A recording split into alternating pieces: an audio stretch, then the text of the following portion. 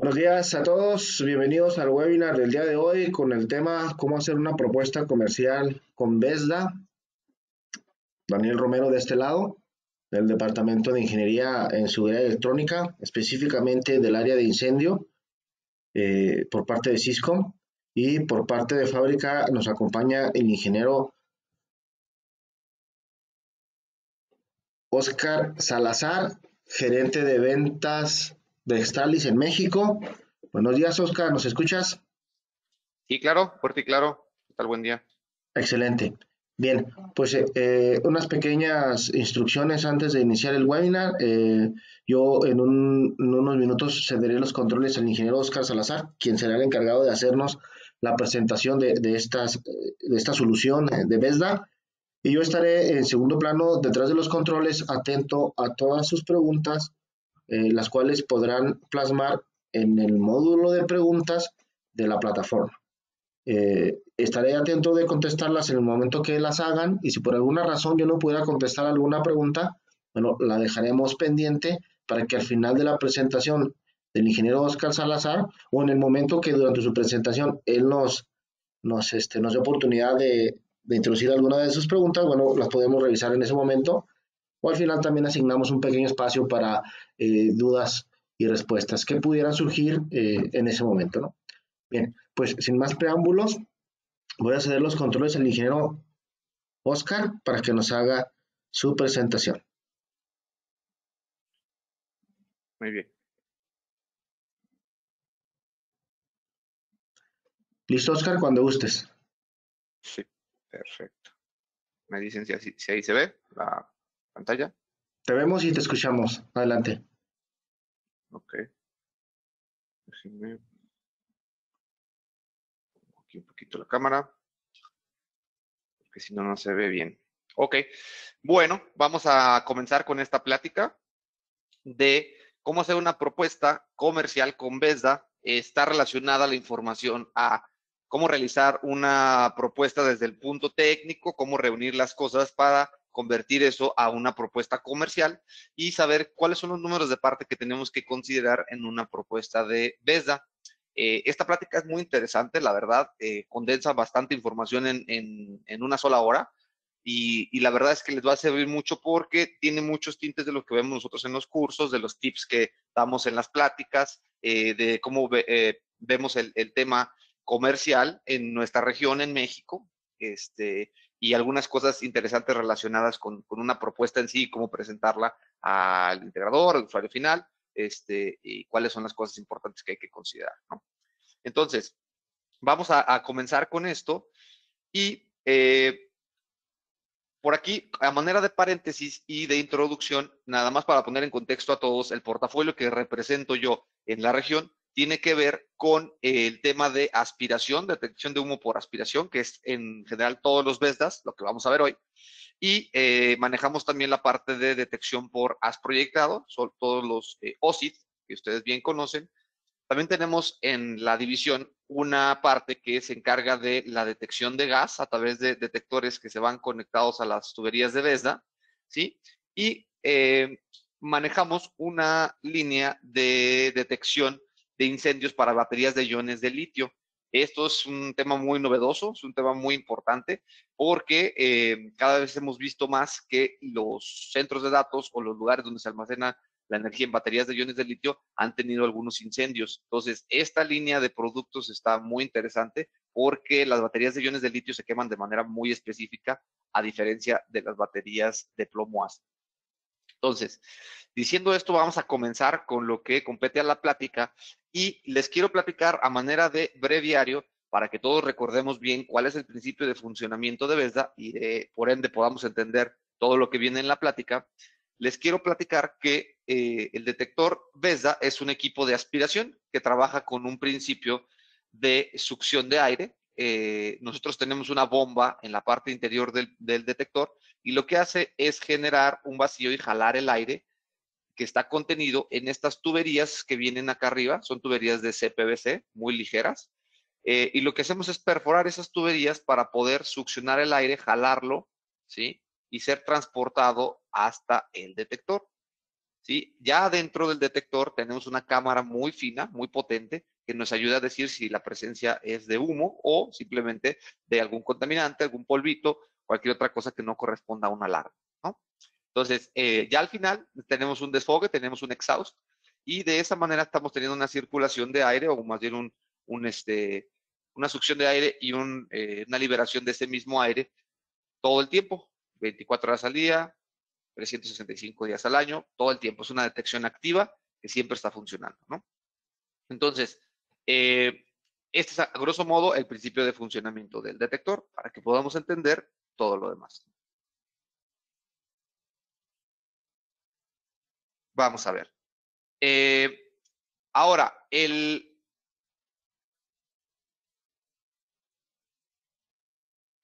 las ventajas de utilizar la detección con BESDA se las voy a presentar a continuación. Tenemos alrededor de tres, cuatro de las más importantes contra otras tecnologías. El primero es que BESDA se aplica muy bien a lugares con alto movimiento de aire, en el cual nosotros tenemos un reto muy importante precisamente por el hecho de tener el aire circulando en diferentes direcciones, lo cual es un sinónimo de decir que el humo va a seguir ese mismo comportamiento, ¿no? Porque cuando nosotros tenemos un incendio en un equipo de cómputo, en un equipo de IT, pues el humo se lo va a llevar la misma ventilación, o sea, lo va a llevar hacia el lugar donde esté soplando el aire, hasta donde esté corriendo. Entonces, esto con detección puntual es muy difícil de realizar porque se tiene que reducir mucho la cobertura de del espaciamiento de estos detectores, lo cual hace que la inversión sea mayor por el hecho de poner más dispositivos en la misma área, ¿no? Entonces, esto no sucede con BESDA de la misma manera porque los cambios no le afectan en esa magnitud. Acuérdense que estamos trabajando con un equipo de aspiración y el hecho de haber movimientos de aire nos permite trabajar porque nosotros estamos jalando el aire que está contenido en esas mezclas. Entonces, traduciéndolo a un tema real, utilizamos menos puntos de muestreo en aspiración contra los detectores puntuales. ¿Sí? Ábrese, ya ni se toca el tema de mantenimiento, que es mucho más sencillo, solo se hace en un solo punto en lugar de ponerse en cada uno de los detectores puntuales, etcétera, etcétera, ¿no? Entonces, aquí nosotros vemos una gráfica en la cual la NFPA nos dice cómo debemos reducir la cobertura desde los 84 metros cuadrados, ¿sí? Hasta 12 metros cuadrados si nosotros incrementamos la cantidad de cambios de aire por hora, ¿sí? Entonces, cuando tenemos esta cantidad de cambios de aire por hora, vamos haciendo más pequeño el espaciamiento, como yo les decía, y por ende necesitamos más detectores. Ok, entonces, esa es la primera de las ventajas que tiene BESDA contra otras tecnologías. La segunda de ellas es la cámara patentada FLIR que tiene, que les comenté en un inicio. Es una cámara ultra sensible y tiene tres características muy importantes. La primera es que tiene una repartición de fotodiodos, ¿sí? Estos diodos lo que hacen es medir el porcentaje de oscurecimiento que hay en la mezcla de la cámara para saber cuáles los umbrales que debe de setear y cuándo debe marcar una alarma y cuándo no, ¿no? Después tenemos otro parámetro que se conjuga con el primero, que es un Imager CMOS. Es similar al que tienen las cámaras de video, es muy pequeñito y lo que hace es convertir en píxeles lo que está viendo. Entonces, de esa manera podemos saber cuándo hay una intrusión de cierta partícula, cómo es su forma, cómo es su tamaño, y de esta manera nos permite predecir si hay un incendio o no. El tercero de los parámetros es un haz láser, que es uno de los distintivos de BESDA, que lo que hace es medir la reflexión que hay entre las partículas de una trayectoria en específico. Entonces, esto nos ayuda a conjugar las tres cosas para poder definir si hay un incendio o no hay un incendio en la mezcla. ¿Sí? Entonces, la sensibilidad que tiene BESDA va desde el 0.0003% de oscurecimiento por pie hasta el 6.25%. Esto es un umbral muy grande, lo cual le permite a BESDA trabajar en lugares más limpios y en lugares más sucios también. Esto es muy importante porque a veces le da una gama de aplicaciones muy, muy grande, desde laboratorios, temas de inocuidad, data centers, altos cambios de aire, hasta aserraderos, harineras, silos, lugares donde están muy contaminados y muy llenos de polvo, ¿no? Entonces, esta es único a BESDA para poder trabajar en varios ambientes. Para que se den una idea, más o menos el porcentaje de oscurecimiento por pie que tienen los detectores puntuales está entre un 2 y un 4%. En vez de lo estamos trabajando en 0.0003% de oscurecimiento por pi. Imagínense la diferencia de sensibilidad. Esto se traduce en tiempo. O sea, entre más rápido lo detectemos, es mejor para poder evacuar el lugar y también para poder extinguir el incendio. La otra de las características muy importantes es que a VESDA no le afecta la estratificación como a otros detectores. Como saben, la estratificación es un fenómeno que se da por el hecho del estancamiento del humo en una capa, por el hecho de que está más caliente la parte de encima, ¿sí? Por la incidencia solar. El aire que está pegado a la techumbre es más caliente y lo que pasa es que el humo no tiende a subir, se queda en una parte intermedia. Si nosotros ponemos photobeams o si nosotros ponemos detectores puntuales en el techo, pues nunca lo vamos a detectar, ¿no? Porque el humo se encuentra por debajo de ello. Entonces, VESDA es muy bueno para estas aplicaciones por el hecho de jalar el aire que está contenido en el ambiente y llevarlo hasta sus puntos de muestreo, ¿sí? Y por ende hasta el detector. De esa forma, podemos mitigar un poco el hecho de tener la estratificación porque estamos forzando el aire a subir y a entrar en los puntos de muestreo. Entonces, VESDA ofrece un montón de ventajas contra otras tecnologías. Se las dejo aquí en la presentación para que vean cuáles son las ventajas y desventajas de ciertas tecnologías y por qué es VESDA superior a ellas. No nos da tiempo para ver cada una de ellas, pero ya más o menos estuvimos revisando que la alta sensibilidad es una de ellas. La instalación flexible de las tuberías es muy importante por el hecho de poder llevar la tubería y el punto de muestreo prácticamente a cualquier lugar de manera muy sencilla.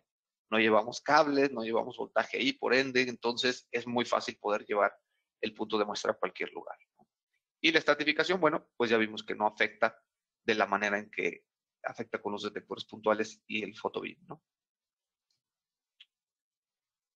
Ahora, les quiero mostrar una comparativa hablando de una aplicación muy alta y muy grande como lo es un almacén, un centro de distribución. Les quiero platicar de este video que hicimos nosotros hace un tiempo en un almacén en el cual comparamos la tecnología BIM con la tecnología de VESDA para que vieran cuáles son las ventajas que tiene una tecnología sobre la otra. Entonces, la prueba se realizó en este ambiente, donde son 12 metros de altura aproximadamente, para medir el tiempo de respuesta entre una tecnología y la otra. Pusimos ahí un detector VESDA pegado al rack, subimos las tuberías de aspiración por esta parte de acá y lo conectamos a una PC para el monitoreo. Después pusimos un detector OSIT conectado a un multímetro para medir el pico de voltaje cuando este tuviera una alarma. Y el detector OSIT se encuentra ahí arriba. Son 12 metros de altura y el emisor se encuentra a 35 metros de distancia.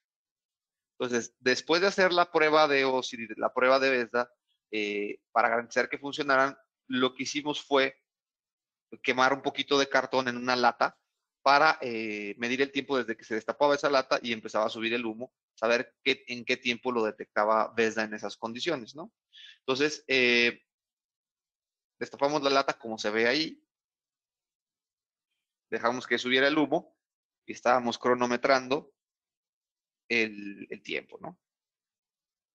Entonces, subió el humo y vimos que en 30 segundos VESDA captó el primer umbral de detección, ¿sí? El de alerta. Entonces pudimos ver que la verdad es bastante rápido para un techo de 12 metros de altura, ¿no? Después, este ves desde los que te pueden identificar el sector. Entonces, dejamos que corriera el tiempo para saber cuándo está la alarma en el sector indicado y vimos que en 52 segundos, ahí como se ve, llegó la alarma, ¿no? Entonces, pues sí, pudimos tener esa confirmación en menos de un minuto.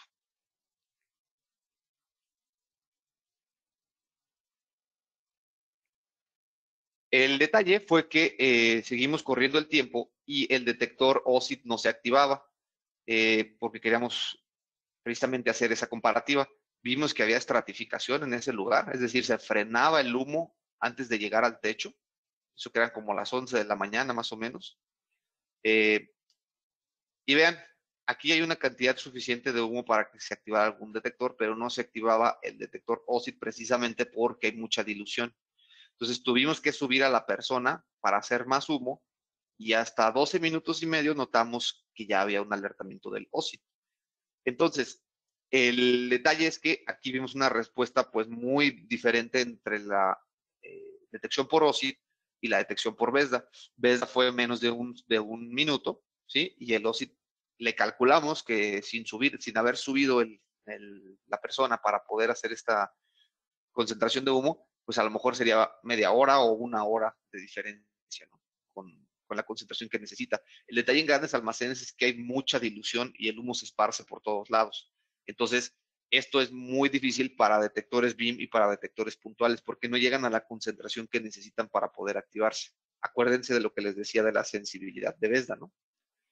Pues aquí juega mucho a su favor. Entonces, en un lugar logístico, un centro de distribución, sí necesitamos una respuesta rápida porque recuerden que ahí queremos maximizar la continuidad de operaciones, que si llegamos a tener un incendio sea lo menos posible para poder apagarlo en un punto en específico y que no contamine a la demás producción y poder continuar las operaciones de manera muy rápida, en cuestión de minutos, cuestión de horas, y que no sean días, semanas o meses en la reactivación, ¿no? Entonces, es muy importante que tomen en cuenta el efecto de VESDA en este tipo de lugares y el hecho que nos da su sensibilidad pues nos ayuda mucho, ¿no? Ok, voy a hacer una pausa aquí para ver si hay una duda y para poder empezar con cómo armar una propuesta de BESDA. No tenemos preguntas en este punto, Oscar. Muchachos y muchachas, si tienen alguna duda en cualquier momento, por favor, la pueden plasmar en el módulo de preguntas. Aquí estaremos atentos. Adelante, Oscar. Ok, perfecto. Bueno, ok, vamos a seguir con los pasos de cómo realizar una propuesta. Esta información se las vamos a compartir a través de Syscom. Ahorita nos va a dar las instrucciones Daniel para que puedan acceder a esta información. Pero es muy valiosa, la verdad, lo que les voy a compartir aquí porque les ayuda mucho a poder ser independientes en cómo realizar una propuesta.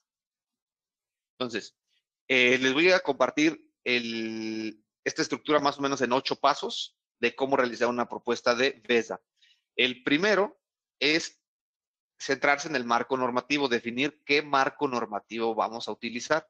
En México comúnmente nos apegamos a la NFPA 72 porque es la que más tenemos cerca, la que más robustecida está en nuestra región y la verdad es la más completa que podemos tener acceso aquí, ¿no? Además de que todos los documentos y todas las especificaciones de nuestros equipos están muy enfocados en este tipo de parámetros y hacen referencia a ellos.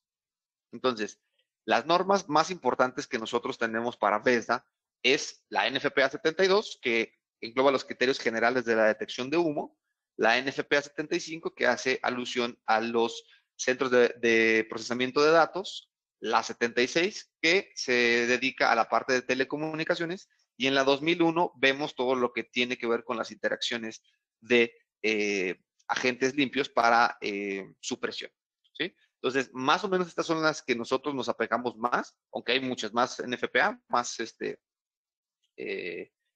códigos que podemos nosotros adoptar, pero aquí tenemos la mayoría de las cosas, ¿no? Entonces, el primero de los puntos que siempre me preguntan y que hay que definir es la cobertura. Recuerden que un detector de tipo puntual, ¿sí?, cubre lo mismo que un punto de VESDA. Eso está dicho por la NFPA 72 en este punto. Entonces, de esa manera, nosotros hacemos un sembrado acudiendo a la normativa NFPA 72, donde nos dice que tenemos que poner un medio espaciamiento de S, así le llama la letra S, que son 4.5 metros, despegado de la pared, ¿sí?, para poner el primer punto de muestreo o el detector puntual. Es exactamente la misma distribución.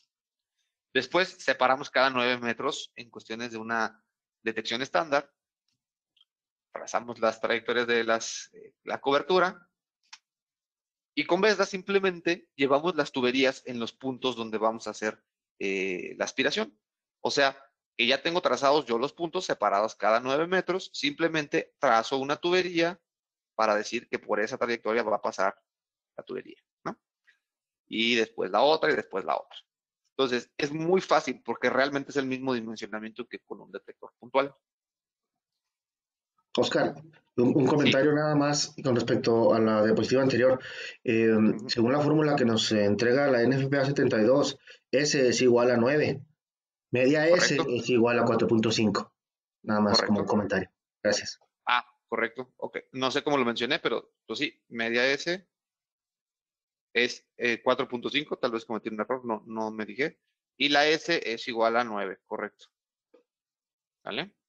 Gracias. Ok. Entonces, ahora, en el tema de los lugares muy amplios, nosotros le apostamos mucho a este tipo de lugares hoy en día porque, como saben, Bethesda empezó mucho en la parte de data centers. Es un tema que tenemos muy dominado desde hace muchísimos años y nos va muy bien ahí, ¿no? Pero últimamente hemos tenido muchos requerimientos de centros de distribución, centros logísticos, áreas industriales, este tipo de cosas. Este mercado ha crecido muy, muy grande. Hoy en día tenemos muchos requerimientos, por ejemplo, como Mercado Libre, Amazon, este tipo de empresas que son muy grandes en cuanto a su logística. Y los almacenes representan un tema muy interesante para Vesda. Acá en Vesda, nosotros tenemos y decimos que la mayor área que puede cubrir el detector son 2.000 metros cuadrados. Esto porque hace alusión a un punto de la NFPA 72, que es este que les dejo aquí, donde no podemos cubrir más de 2.090 metros cuadrados para un tema de notificación, ¿no? Entonces, esto lo dice la NFPA. Y lo que hacemos es, si tenemos un ejemplo de tener un almacén que mide 8.000 metros cuadrados, nosotros podríamos sacar un cálculo rápido para decir que entre 2.000 metros cuadrados, pues cubrimos con 4 detectores, ¿no? Entonces, esos 4 detectores, cada uno 2.000 metros cuadrados y queda la cosa perfecta. ¿Qué pasa en México? La realidad del asunto es que los presupuestos son diferentes. En Latinoamérica hay presupuestos más limitados y la detección por aspiración sigue siendo una excelente opción o la mejor opción para detección de humo, inclusive más allá de los 2.000 metros cuadrados. Porque acuérdense que manejamos una sensibilidad tan alta que aún así tenemos mejor tiempo de respuesta que otras tecnologías, ¿sí? Aunque estuvieran menos segmentadas o más segmentadas, perdón. De forma que estos 2.000 metros cuadrados, si el cliente autoriza y si se platica con la autoridad con jurisdicción, podemos crecerlos inclusive a 4.000 o 5.000 metros cuadrados, ¿sí? Donde pues, nosotros podemos poner, en lugar de esos 4 detectores, en el ejemplo de 8.000 metros cuadrados, pues si los ponemos a 4.000, tendríamos únicamente 2 detectores. Y esto reduce muchísimo la inversión, ¿no? Es algo muy considerable porque prácticamente es la mitad. Entonces, aquí un tip que les doy es platiquen con sus usuarios finales, expongan este tema y la realidad del asunto es que en techos abiertos como este que tenemos acá, si nosotros tuviéramos un incendio en esta parte, ¿sí? Hay la manera de ver, si nosotros estuviéramos parados de este lado, ¿sí? Existe la manera de ver cuando el panel ya me haya indicado dónde está el incendio, ¿no? Porque la estiva no llega hasta arriba, son lugares muy amplios en visibilidad y la realidad del asunto es que sí se podrían cubrir más de 2.000 metros cuadrados con esto, siempre y cuando el usuario final esté de acuerdo. En almacenes de gran altura, como el que les platiqué, normalmente ponemos varios niveles de detección cuando son muy, muy altos. Estamos hablando de 15, 17 metros. Llegamos a poner hasta 2 niveles de detección, como se ve aquí en la imagen. Inclusive también, si es más alto, llegamos a poner hasta 3, ¿no? Esto para tener la rapidez que nosotros buscamos en la detección.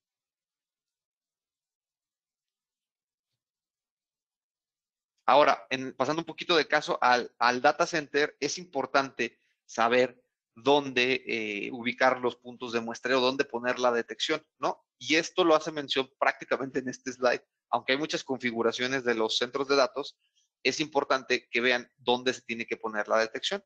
La NFPA 75 nos dice que se tiene que poner en el techo, ¿sí? Arriba de los equipos de cómputo, ¿sí? Abajo del piso falso, si contienen cables, ¿sí? Acá. Y en el exhaust o retorno de aire, si se utiliza un pasillo confinado, como así, como aquí. Y también en el retorno de aire, si se utiliza el tipo pleno, ¿no? Como acá, este lado, ¿sí?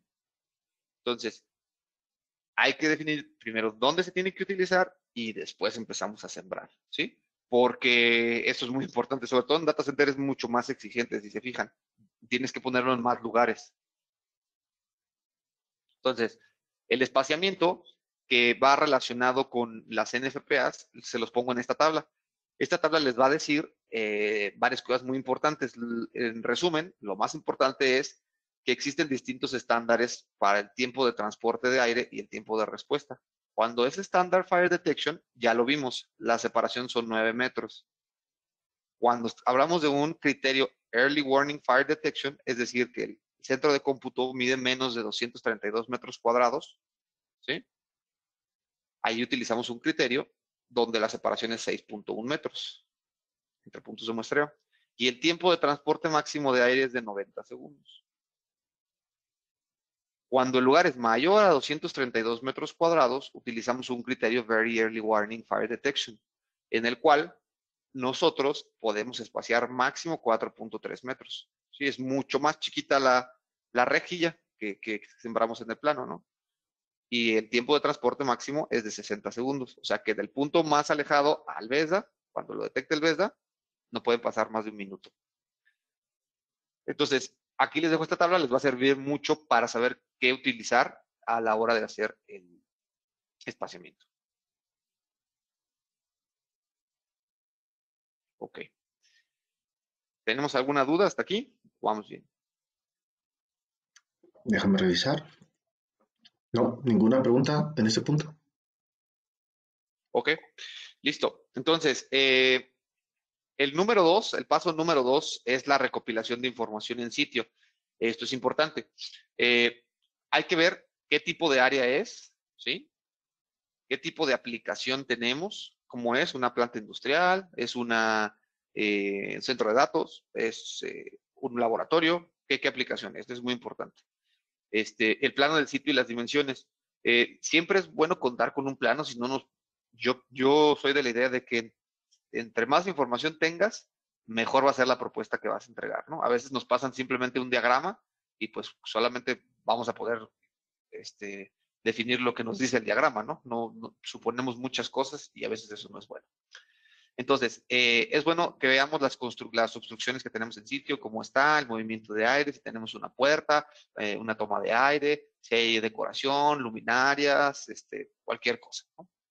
Entonces, qué condiciones ambientales tenemos, ¿sí? A lo mejor me estás diciendo, oye, pues es un almacén general en la Ciudad de México, o es una cámara de refrigeración en Veracruz o en Mérida, ¿no? Donde el clima es diferente y por ende tendríamos condensación. Entonces, es bueno saber exactamente qué condición ambiental estamos teniendo.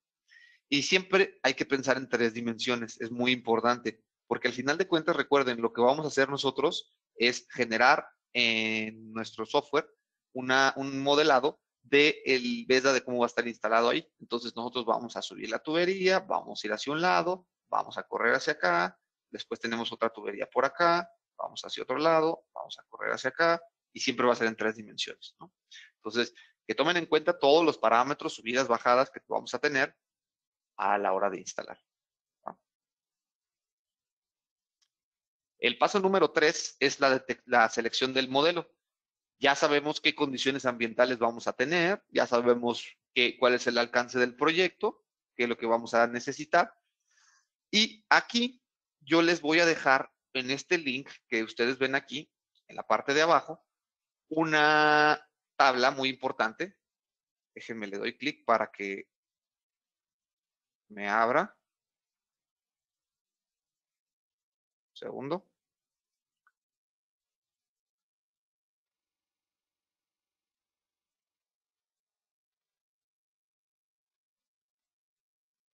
Y que van a verlo ustedes.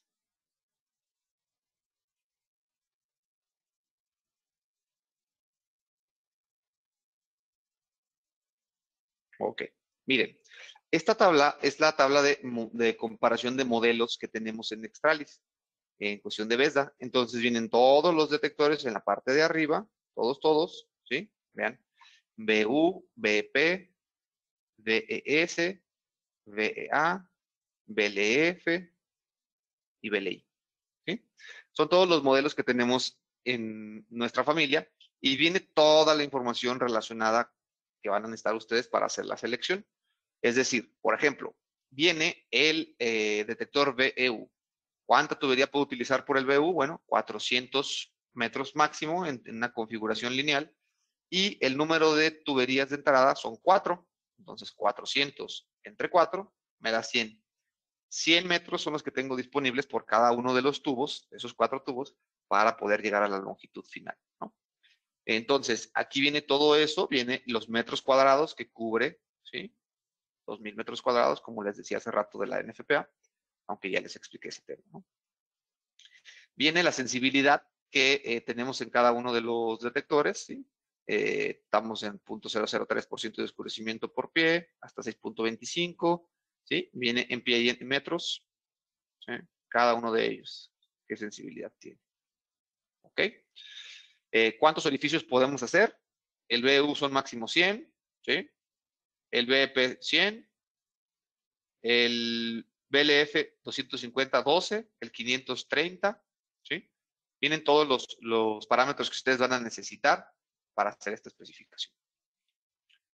Ok, pues regresando acá, no nos da tiempo de ver cada uno de ellos porque ese es tema de otra plática, pero esta es la oferta que tenemos hoy en día con BESDA.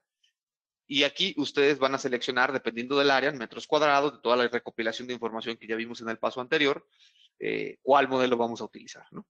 Entonces, si va a ser un modelo de una sola tubería, si va a ser de 4, si el ambiente es agresivo, bueno, vamos a utilizar el BLI, si el ambiente es estándar, vamos a utilizar el BEP, si el ambiente es grande y amplio, como el ejemplo de la bodega que les enseñé, podemos utilizar el BEU.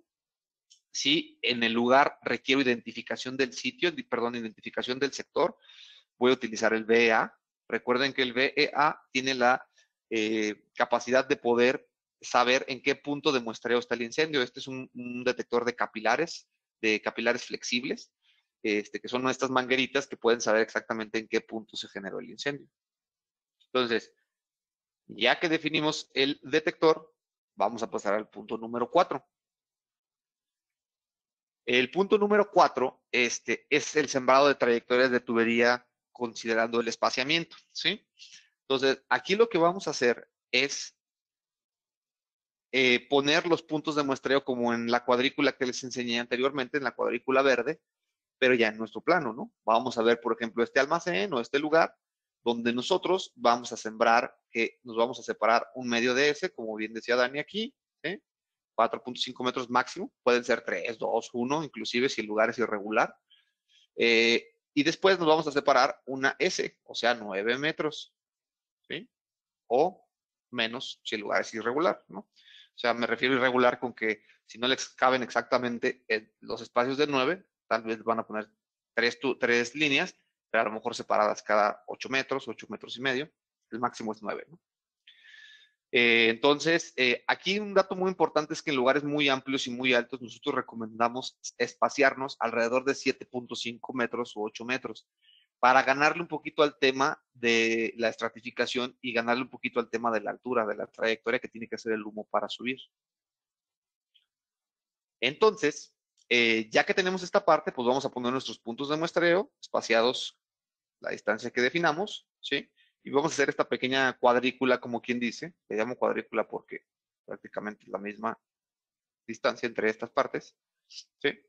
Entonces, ahí vamos a llevar nosotros nuestros puntos de muestreo y vamos a ver cómo las líneas de detección van en el plano en ambas direcciones. Obviamente, vamos a sembrar el BESDA de este lado, vamos a calcular la distancia que llevamos desde aquí para acá y luego para arriba, ¿sí? En el plano. Y eso no debe exceder la distancia máxima de la tabla que les enseñé por cada uno de las ramales. De esa forma sembramos las tuberías en un lugar donde vamos a llevar varios BESDAs, pues simplemente las agrupamos por 4, ¿sí? O por 8 si vamos a bifurcar, y listo. ¿Ah? Es sencilla esa parte. Entonces, ya platiqué un poco de la distancia total permitida por puerto, donde veíamos, por ejemplo, el BEP tiene máximo permitido 70 metros, es decir, desde que yo lo siembro aquí en la pared hasta que subo al techo, me voy hacia un lado, me voy hacia el otro, máximo 70 metros hasta acá, ¿sí? Entonces, eso es importante. Cuando yo bifurco, y la bifurcación quiere decir esto, que yo parto la tubería en dos, es decir, que yo llevo un ramal que se va para acá y otro que se va para acá. ¿Sí? De esa manera, yo tengo disponibles 140 metros en total, desde que sale del detector hasta toda la tubería. ¿Sí? Es el doble de 70, 140 metros en total. Ok. Vamos a ver, ¿tenemos alguna duda hasta aquí? ¿O todo bien? No, no hay preguntas, Oscar. Muy bien. Excelente. Entonces, vamos con la parte de las consideraciones de los puntos de muestreo. Eso es muy importante. ¿Por qué? Porque nosotros vamos a llevar distintas configuraciones en los lugares que veamos, ¿verdad? No es lo mismo una nave industrial como esta que está aquí, donde se ve un techo totalmente aparente, las instalaciones eléctricas son aparentes, no importa mucho la estética, a un techo donde tenemos plafones, ¿sí? Oficinas, un laboratorio, cualquier lugar un área de empaque que tengamos así, un data center, no es lo mismo esta parte que un techo expuesto, ¿no? Entonces vamos a ver qué consideraciones se necesitan para ver esto. Vamos a definir el punto de muestreo o la manera en que vamos a presentar nuestro punto de aspiración en el lugar. El punto de muestreo que nosotros tenemos para plafón es este que se ve aquí, que es como un cono y se ve y se pone como un capilar. Por encima del plafón está pasando una tubería rígida, ¿sí? Y lo que hacemos es poner un aditamento, una T, para poder llevar un punto de muestreo flexible a este que ustedes ven aquí, que es el arreglo que yo les muestro en esta imagen, donde se ve cómo baja el capilar flexible, abraza el plafón, el punto de muestreo, y tenemos la aspiración por acá. ¿Vale? Entonces, eso es muy sencillo. Simplemente se baja un capilar en cada uno de los puntos y los puntos pues se espacían, ya lo vimos, ¿no? Aquí vas a ver cada 9 metros o dependiendo del tipo de detección que tú tengas. Ahora, en el tema de beam pockets, esto es algo que se da mucho en lugares donde se construyen con los vanos entre las vigas. Podemos subir una tubería rígida, ¿sí? Un pedazo de tubería rígida como se ve acá, en el cual nosotros llevamos nuestra tubería y simplemente hacemos un arreglo así. Ponemos un pequeño codito en la parte de arriba, ¿sí? Y tenemos el punto de muestreo de este lado para poder estar aspirando el aire en el punto más, o digamos, más pegado a la techumbre, ¿no? Eso es muy importante porque acuérdense que el humo siempre se va a alojar en la techumbre, si es que no hay estratificación, ¿verdad? Entonces, ese es el detalle de Beam Pockets. Podemos hacerlo con tubería rígida y es muy sencillo. Lo interesante de Bethesda es que podemos hacer, dependiendo de la separación que tiene los Beam Pockets, podemos hacer puntos de muestreo en arriba del vano y también en el perfil de la viga, es decir, aquí abajo donde lo estoy seleccionando. De forma que eso es más eficiente que poner detectores puntuales uno arriba, uno abajo, uno arriba, uno abajo, ¿no? Es una misma tubería que ahí mismo perforas arriba y abajo.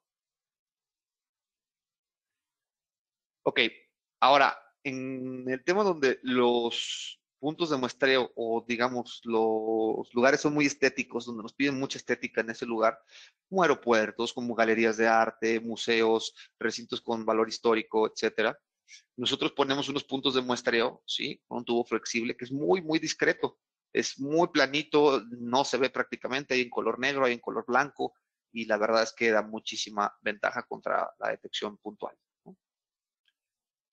Ahora, también la tubería aparente, que es lo más sencillo, ¿no?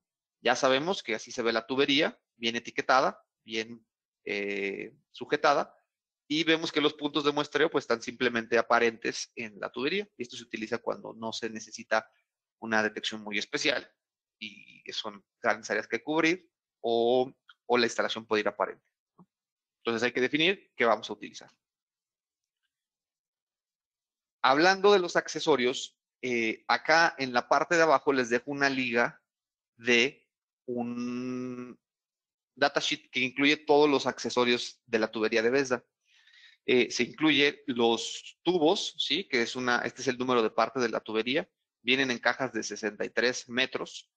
Cada tramo viene de 4.5 metros. y esa es la tubería que hay que utilizar para las instalaciones. Ahora, esta tubería se une por coples, ¿sí? Cada que cortas y unes un pedazo se une por estos coples. Y tenemos todos los accesorios requeridos para poder hacer la instalación, ¿no? Tenemos los tapones, los codos, las T's, las tijeras para cortar de manera perpendicular el tubo, todo, ¿no? Este es son dispositivos que están, perdón, no dispositivos, son accesorios que están certificados por UL para el tema de la detección de humo, ¿no? Entonces, estos son los accesorios que se deben de utilizar y aquí van a ver todos sus números de parte para que ustedes sepan qué pedirle al distribuidor en cuestión del conteo que hagan de sus accesorios, ¿no? Les dejo también los accesorios del detector VEA, que son bastantes, porque tenemos aquí ya una conexión en tipo fitting, donde acuérdense que aquí llevamos las tuberías de tipo flexible, y lo que hacemos es poner fittings, reducciones, todo esto. Esta es la tubería, así vienen estos carretes, la tubería flexible, también está certificada. Además tenemos los puntos de muestreo, este que es el de tipo plafón, donde se abraza aquí el sándwich, el plafón, o este que se conecta por la parte lateral, que es un punto de muestreo aparente o en pared, depende cómo le digan, ¿no? Entonces, aquí les dejo también las ligas con cada uno de ellos para que ustedes puedan ver los accesorios que se necesitan. En dado caso de tener un proyecto con esta tecnología, podemos nosotros ayudarles a hacer la selección de los materiales. ¿Hasta qué distancia podemos cubrir con cada tubo de muestreo, Oscar? Hasta 100 metros de distancia. Cada uno de Excelente, los puntos, 100 metros. ¿Sí? excelente, gracias. No importa realmente la mezcla que tú tengas, puedes tener uno de 100, uno de 30, uno de 50, etcétera, etcétera. Bien. Ok, entonces, ¿qué otro accesorio es importante considerar? Las trampas de condensados y las trampas de polvos. ¿Por qué? Porque si estamos hablando de un ambiente muy contaminado, vamos a partir esto en dos. El primer ambiente es un ambiente donde hay mucha condensación y hay mucho vapor de agua, líquidos flotando en el ambiente, etcétera. Como estas barricas que se ven acá. Nosotros tenemos este caso de éxito en una tequilera en Jalisco, donde se inyecta agua en una madera de una neblina para que la barrica se hinche y no fugue el tequila.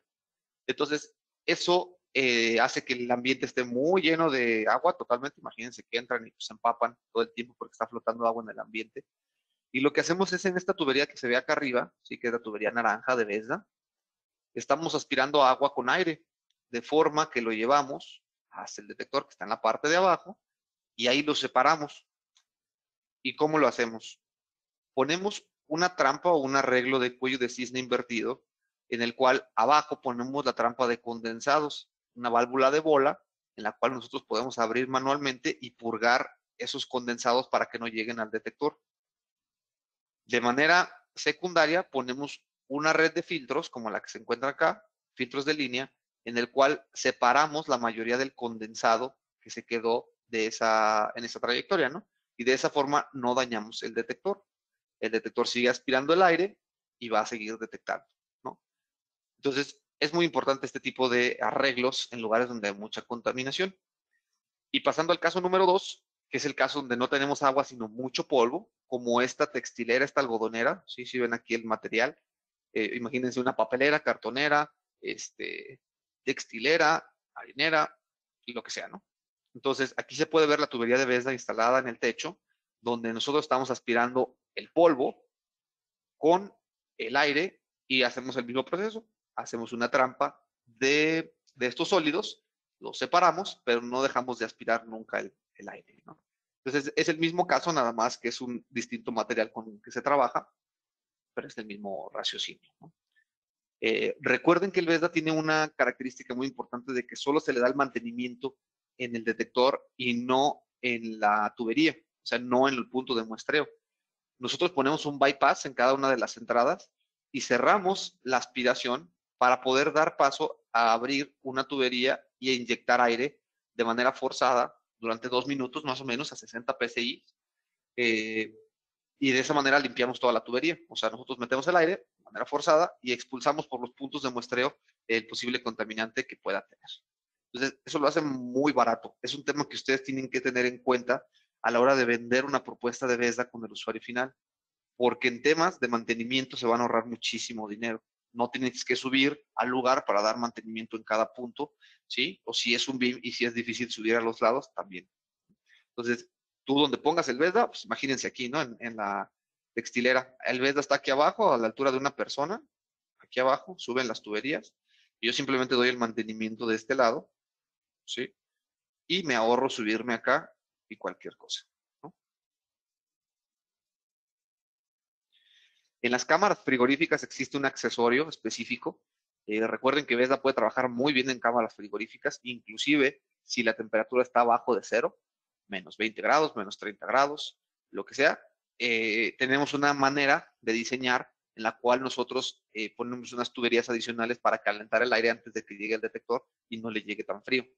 Entonces, en este tipo de lugares se utiliza un punto de muestreo que es anticongelación y lo que hace es que evita la escarcha que se le pueda pegar al punto y que lo pueda tapar, ¿sí? Entonces, con esta construcción se va pegando digamos, el condensado, el frío, y permite que no se tape el punto de muestreo, ¿no? Entonces, se instala de esta manera. Nosotros ponemos en la cámara de refrigeración, se perfora la cámara de refrigeración, ¿sí? Con este tramo recto, y se rellena, tiene un orificio para rellenarse con un sellador, con el mismo sellador que se rellenan todas las hendiduras de la cámara. Y de ahí salimos con la tubería en un tramo vertical para precisamente eliminar los condensados que siempre estén hacia abajo. Después pasamos por un tramo flexible y nos vamos hasta la tubería rígida que lleva al ramal principal de detección. Esto es muy importante, la verdad es que no hay muchas tecnologías que trabajen tan bien en esta parte y Vesda lo hace súper bien. Al final ponemos una trampa de condensados como la que ustedes ven acá, ¿sí ven? En el detector BEU. Y también lo que hacemos es ponerlos en posición invertida para que no tengamos que subir el tramo de tubería y luego bajar hacia el punto de conexión con la tubería, el punto de los puertos, ¿no? Entonces, lo que hacemos es precisamente ponerlo en posición vertical para que eso no suceda. Y al final, pues separamos el condensado como ya se los he platicado. Entonces, ahorita de lo que les platiqué fueron puros accesorios que hay que considerar dependiendo de la aplicación que vamos a tener. Muy bien. ¿Tenemos alguna pregunta hasta aquí? No tenemos preguntas, Oscar. Perfecto. Muy bien. Vamos a hablar ahora del número 6. Ya nos quedan poquitos puntos. El número 6 son los cálculos de Aspire. Aspire es nuestro software de diseño para Vesda. Esto es más técnico, pero es muy importante. Aquí es importante que vean que contamos con un software de diseño que nos permite modelar el hecho de cómo se va a ver Vesda en un lugar. De manera que si yo tengo un recinto, yo sé dónde voy a localizar el detector, sé cuántos metros voy a subir, cuántos metros voy a ir hacia un lado, cuántos metros voy a ir hacia el otro y cuánto va a medir cada uno de los ramales. ¿Sí? ¿Estamos de acuerdo? Yo le indico todo. Hagan de cuenta que es un software de dibujo, ¿sí? Como un CAD, aunque muchísimo más básico, obviamente, en el cual yo puedo hacer todos los cambios de trayectoria, las bifurcaciones, todos los diseños que yo voy a generar. Yo le puedo decir prácticamente todo, a qué altura va a estar, qué temperatura va a haber, cuál es la distancia máxima, con qué criterio estoy trabajando de NFPA, Standard Fire Detection, Very Early Warning Fire Detection, cuál es el espaciamiento de puntos, todo lo que ya les he platicado en los 5 puntos anteriores, lo puedo condensar aquí. Entonces, el Aspire sirve principalmente para 2 cosas muy importantes. La primera es que genera un listado o un estudio, te arroja como un resultado, un dictamen de qué necesitas hacer para que el detector funcione a la hora de la instalación. Entonces te dice si todos los parámetros están en verde, que es correcto tu cálculo y puedes pasarlo a la carpeta de diseño, pasarlo al usuario final para que se siga esa recomendación de instalación, ¿sí? Entonces, es un entregable prácticamente donde te dice que vas a estar bien si sigues esa receta. y él te calcula todo, te pone cada cuánto tienes que espaciarte, cada cuánto tienes que poner una tubería, un codo, una T, todo, ¿no? Y el segundo de los entregables muy importantes que te da Spire es el Bill of Materials, el listado de materiales, que es un conteo automático que hace el software de todos los accesorios que yo les acabo de decir en el punto anterior. O sea, todas las tuberías, cuántos voy a utilizar de tuberías, cuántos metros. Por ejemplo, vean este caso, yo voy a utilizar 25 cajas de tubería. Él ya hace el cálculo, suma todos los tramos y te dice cuántas tuberías vas a utilizar. También, oye, pues cuántos codos de 90 voy a utilizar. Ah, bueno, vas a necesitar 4 cajitas, ¿sí? Oye, ¿cuántos detectores voy a utilizar? Bueno, pues van a ser 5 BEPs de 4 tuberías, ¿sí? Y van a ser 2 BEPs de una tubería. Entonces, te hace una suma de todo y eso es lo que ustedes pueden pasar a su distribuidor, en este caso a Syscom, para que ellos les coticen el listado de materiales, ¿no? Eso ayuda muchísimo. Entonces, estas dos cosas son muy importantes de Aspire. Algo que me preguntan comúnmente en esta parte es si se necesita estar certificado para operar este software. La respuesta es sí. Nosotros tenemos distintas certificaciones a lo largo del año. Ahorita nos va a platicar un poco Daniel de la próxima, pero sí es necesario certificarse para saber cómo operar este software y también para interpretar lo que nos entrega, ¿no? Pasando al penúltimo punto, es la alimentación eléctrica. Eso es muy sencillo, es un punto muy fácil. Las fuentes de alimentación que existen acá en la región prácticamente son dos. La primera es la BPS 100 US-120, que es una fuente de alimentación para prácticamente todos los modelos de BESDA. BLF, BEP, BS, BU y BLI. Y utiliza unas baterías de 12 ampere hora, ¿sí? Que son estas que están aquí, utiliza dos. Entonces, ya saben que si tienen un detector de estos, va una batería de esas y lleva dos baterías.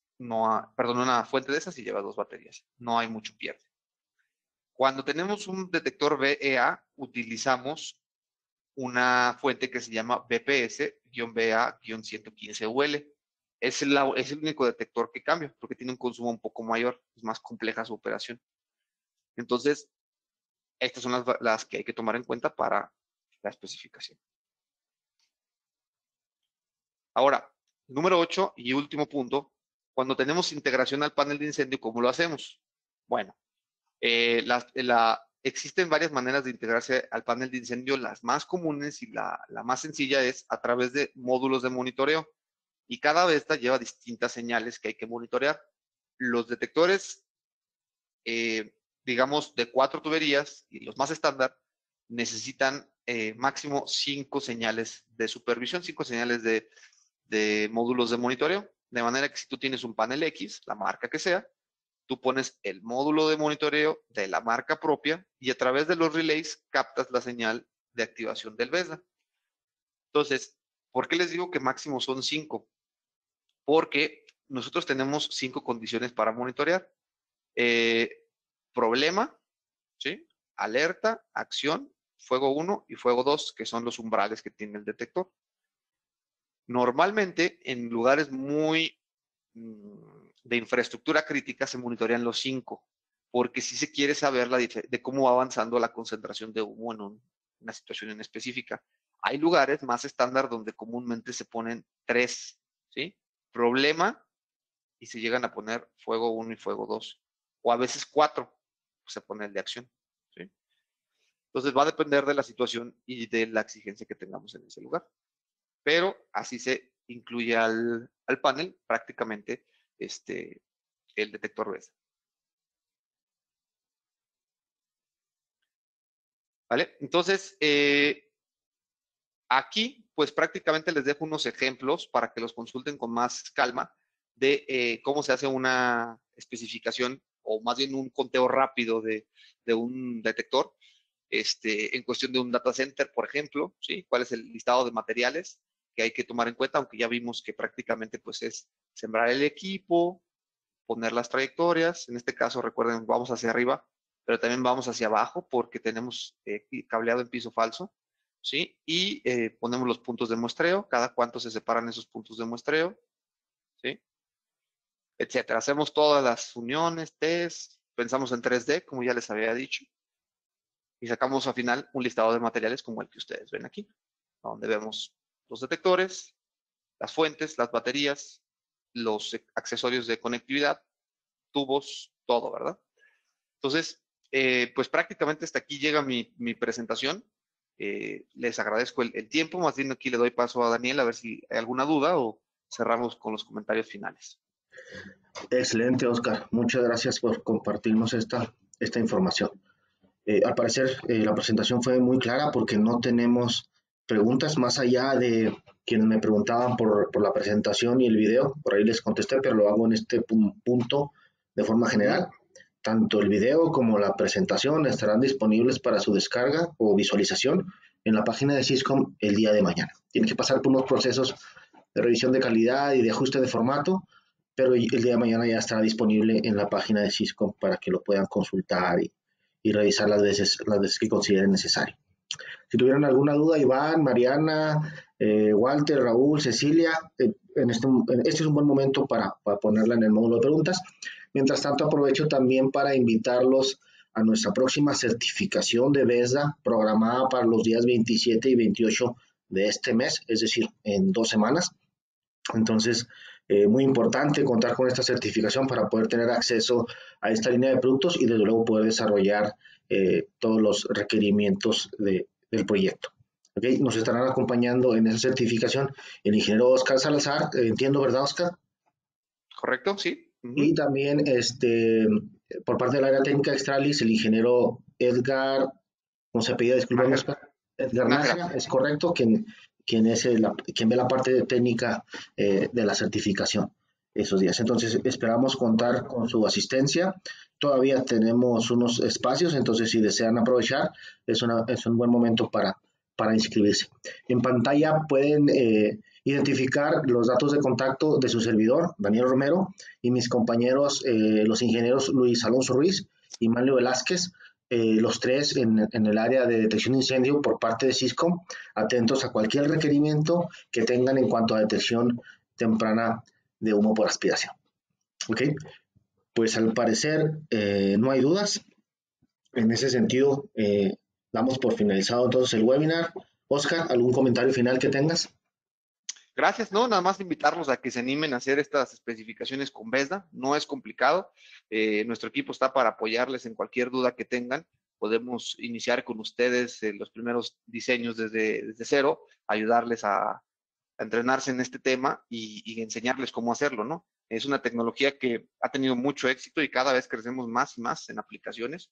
Entonces, anímense, compártanos sus proyectos, podemos ayudarlos a través de Syscom para especificarlos, ¿no? Entonces, pues no me queda más que agradecerles el tiempo. Esperemos que nos contacten pronto y también verlos pronto por ahí. Muchas gracias. Muchas gracias a ti, Oscar. Pues bien, damos por finalizado el webinar y esperamos contar con su presencia en la certificación. Buen día a todos y muchas gracias. Gracias, buen día.